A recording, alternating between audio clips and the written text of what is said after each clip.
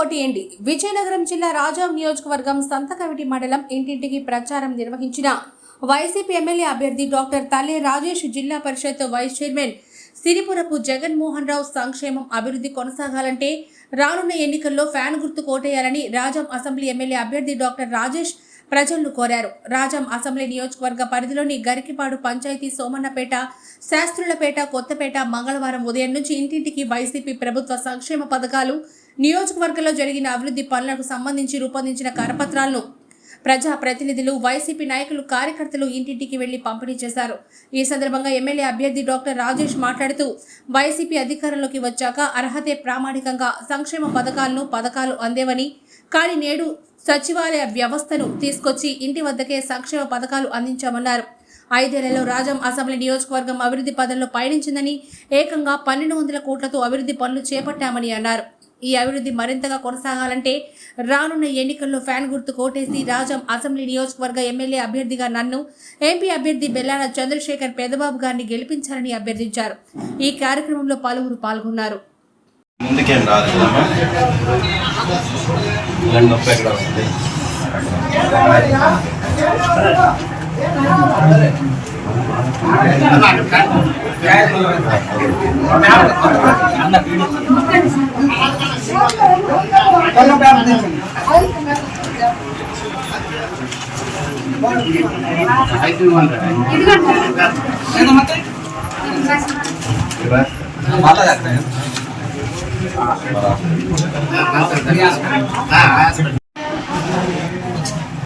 ఇదేమని problem అయితే కింద కూర్చోవడం, మటాలు వేయడం ఇలాంటివి చేయొద్దు.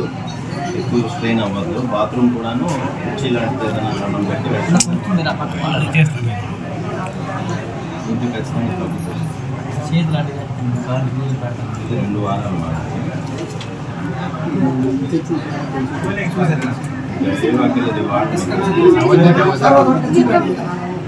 రోజు ఉడకబెట్టిన ఫుడ్ ఉదయం వాటి సాయంత్రం వాటి ఇమ్యూనిటీ పెరుగుతుంది.